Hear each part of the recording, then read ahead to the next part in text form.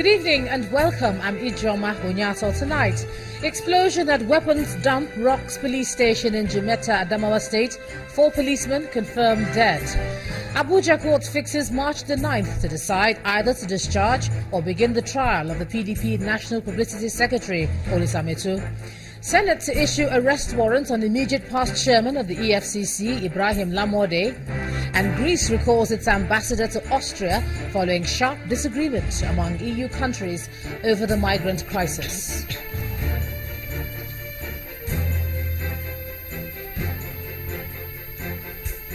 And on Business News tonight, Channels Television collaborates with FMDQ OTC Securities Exchange on daily market trading data.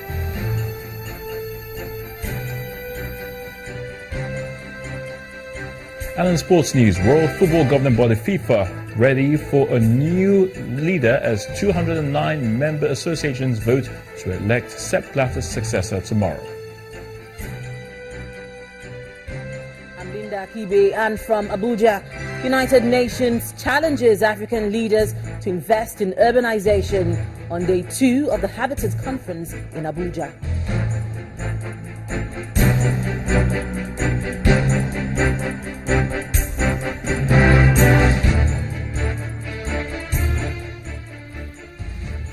We begin tonight with a tragic incident in Jimeta, Yola, where a bomb went off, killing 4 policemen and injuring others. The explosion occurred at the police armory of the Jimeta Divisional Police Headquarters in Yola, Adamawa State.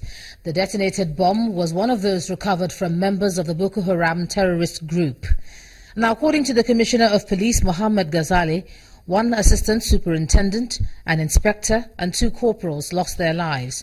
The state coordinator of NEMA also commented on the incident. A devastating impact. The buildings can't endure the effects of the bomb blast. Rooftop torn apart, walls in shreds. The Jimeta area of Yola, the capital of the northeast state of Adamawa, is left in disarray. Everyone is simply confused. Some obviously making distress calls. Even security operatives have gone into an emergency mode.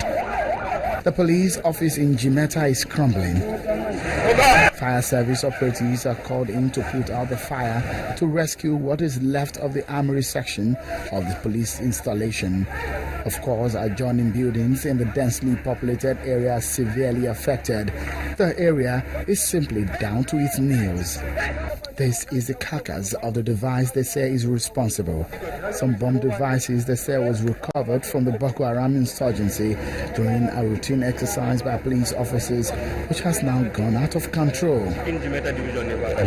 An eyewitness who saw one of the victims of the blast tries to describe the horrific moment before the blast occurred. Then one ASP is, I think, it's a part of anti-bomb crime. So I don't know, maybe the other side is a office of the anti-bomb bomb, or maybe is the mosque, I don't know. The guy was approaching there, so from there I will just have the explosion of the bomb. Wow! So I go down. So we never see any body of the victim. That's the ASP. It's only the piece of the flesh. The police say they are looking into the matter to get more facts into what really went wrong. But the question is, where are these bomb devices from? This is meant for the recovery of IDP that were recovered from Boko Haram and kept here for evacuation. I think they went for the evacuation that made them for the thing to explode. And that's why some of the people are affected.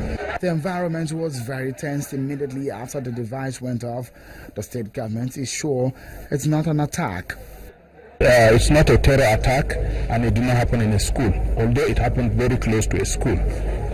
But I also feel a little bit sad that something like this could happen in a police armory. Rescue operations have been activated, but the efforts of the emergency response teams have to be at the queue of the security operatives. A sad day indeed, an unfortunate accident which could have been avoided. But then they should have taught the security operatives more lessons on better ways of handling these dangerous devices, especially when they're operating in a densely populated civilian environment. Yet again, an assurance is coming on the possible rescue of the Chibok Girls, this time from a serving senator, Mr. Shehu Sani. Senator Sani told Channels Television that the abducted girls are alive and can be freed. He also says the government should use minimal force and negotiation in seeking their release from Boko Haram. According to him, after 3 failed attempts by the government to negotiate with the insurgents, what's needed is a guarantee from the government and the insurgents that they will honor agreements. From my own personal knowledge, there were contacts made, and somehow 2 personalities, Ahmed Sokida and Barrister Zanna from Borno State. They have been working hard towards seeing how they can help in resolving the Chibok Girls issue. But where we always get stuck is that very point where concession is demanded from both sides. Now, what we need to do in order to move forward is that there should be a guarantee or guarantor that will guarantee that if these persons whom the insurgents want released are released, subsequently the girls will also be freed. And there should also be a guarantee that both sides are going to abide by whatever is going to be agreed upon. Application of force, sending a clear message to the insurgents that the state is always ready to defend and protect its own people, and that the use of violence you can't win. That is very point. And then the second one is now exploring the options of dialogue on how you can get the girls out of the crosshair. So I think this is very much needed now.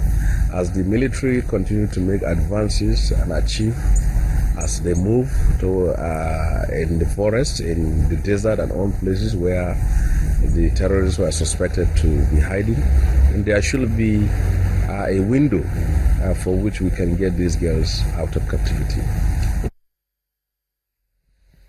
Meanwhile, it's exactly 2 years since the killing of over 50 boys at the Federal Government College, Buniyadi, Yobe State, and members of the Bring Back Our Girls group are still in grief.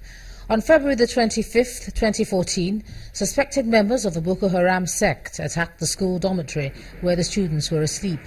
The group is saying that since the incident, no government delegation has visited to sympathize with the families of the deceased. School is not going on in that camp. It's just the Federal Government College Bunari that have sent condolence letters to us. Is it okay? It's not like that. So please, I'm begging President Buhari to be investigate about this matter.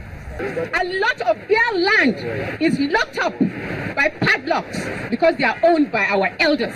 We have a lot of empty houses that are there rotting because some of our elders are in Lagos, are in Abuja, are in Kaduna, and they don't give a damn.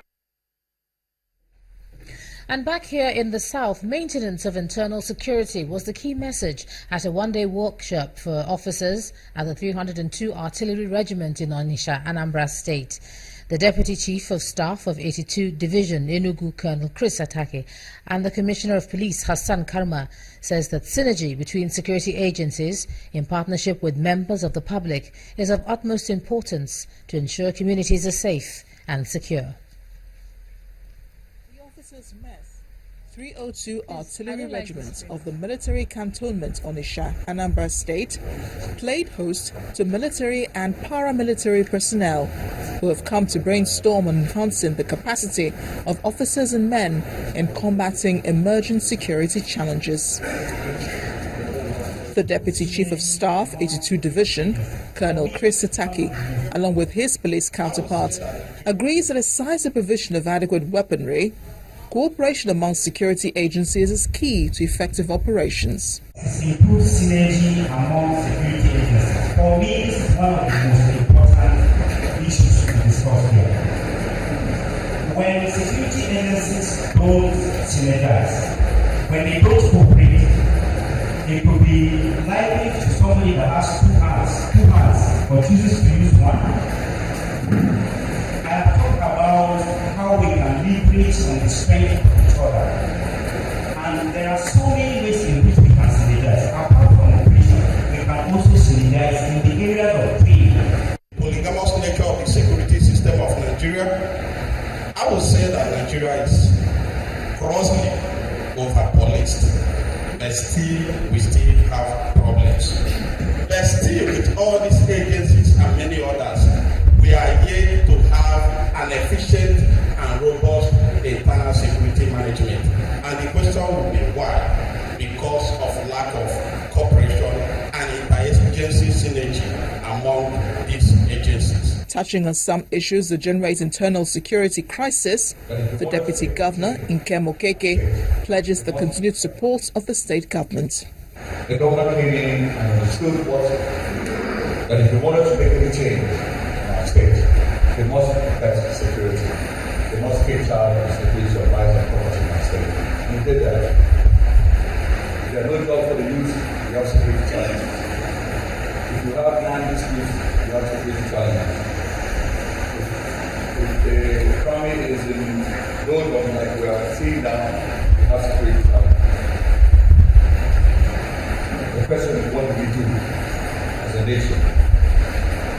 As a nation, we must form a security agency.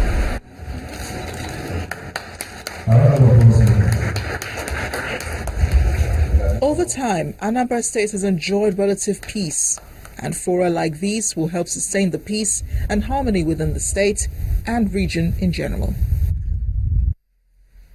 In part 2, after the break, APC supporters storm INEC office in Makurdi, demand rerun of last Saturday's senatorial election in Benue South. That's in a moment. Do join us again.